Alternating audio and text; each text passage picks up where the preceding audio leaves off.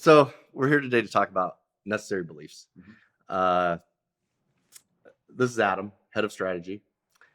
I'm Josh. I'm the creative director and senior partner at Deksia. What we're going to do today is talk about necessary beliefs. And by the end of this video, you should have a pretty good idea of what necessary beliefs are.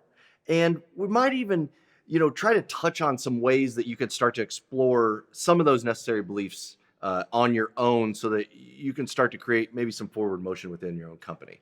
So, kind of the obvious place to start is one, what are necessary beliefs and, you know, beginning to recognize them as something you really need to know to be able to build language and messaging that you're going to put out there into the world to hopefully attract, new customers, clients. Necessary beliefs these are universal beliefs, right? So this is stuff that's not specific to a company, that is more specific to a generalized truth that applies universally, which is kind of like some highfalutin language and stuff. So like when you're a company, you've got messaging that's out there and it's getting in front of people. You're getting impressions, right? People are seeing it, but either they're not following through, like for some reason, like it's just the messaging isn't working and they're not turning into that stream, or in some cases people are clicking through but they're not qualified leads, like they're interested in the product or service but they're not of the income bracket to afford it, or they're getting, they have the wrong reasons for trying to engage with it. And those kinds of things gum up the works, right? It takes up salespeople's time following up on them, realizing, wow, you're not qualified. This is not, a person who is really going to be a customer. Tire kickers. Um, these are some of the reasons when we know that the beliefs aren't really necessarily there within the marketing, or that people aren't really containing it. Not containing. People don't have that inside of themselves. They just don't believe in it. So, like, let me give an example to really make this concrete.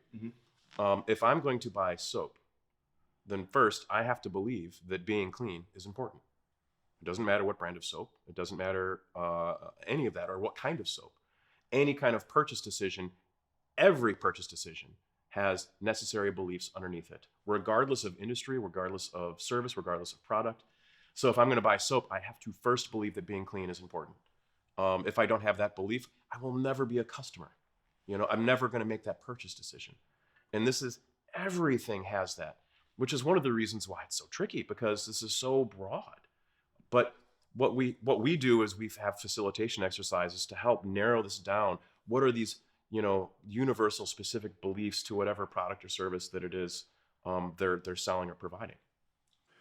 So, a very short recap of this a little bit is it seems to me that some of the things you're talking about, where we're putting messages into the world, we're constructing language, and let's say we have a significant ad spend, we have a significant marketing budget, and we're using it, but we're not seeing the results. The ROI.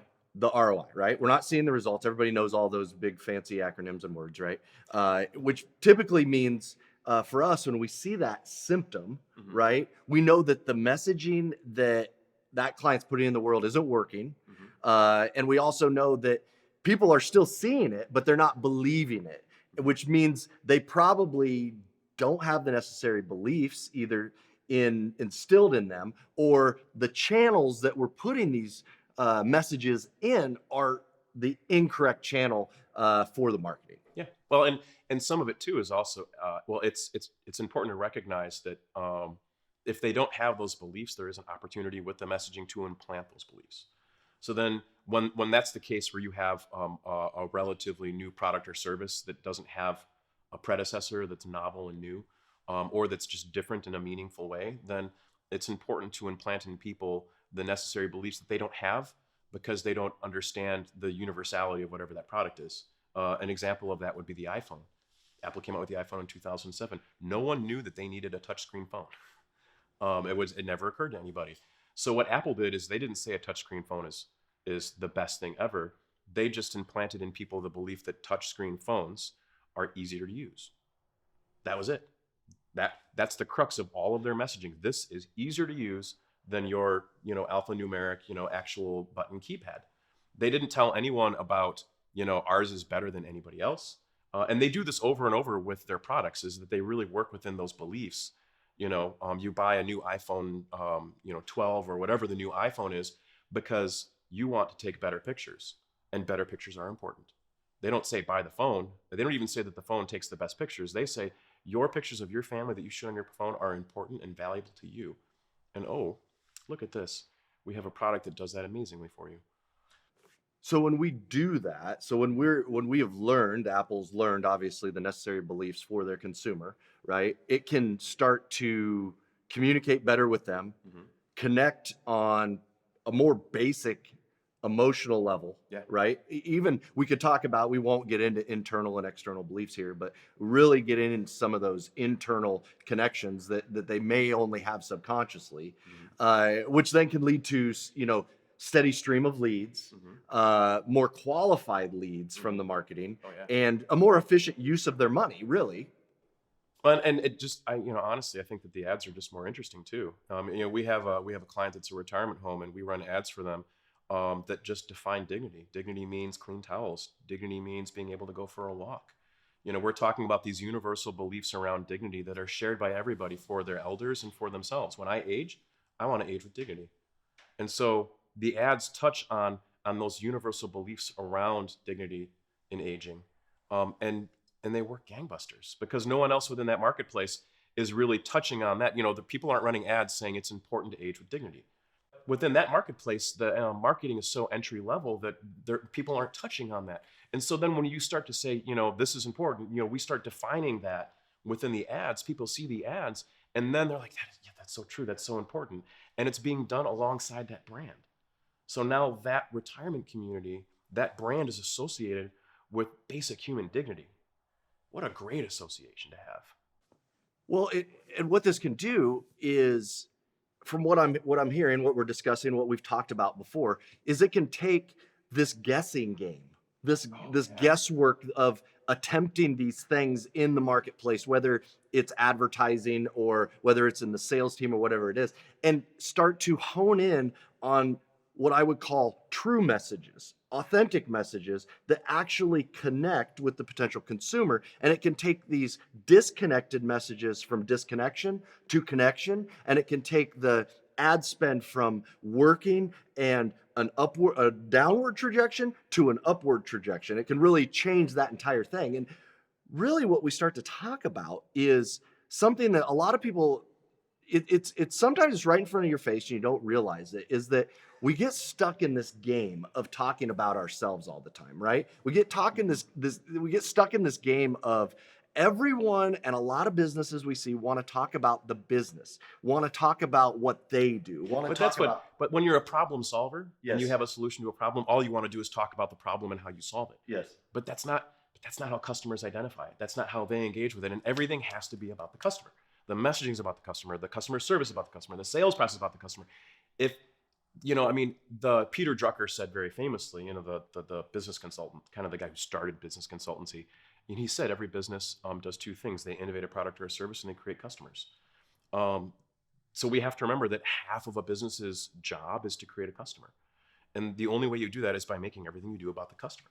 And you look at these huge brands, Apple does this, Tesla does this. They create customers. The most valuable brands in the world, they create customers. And they do that using these tools like universal beliefs.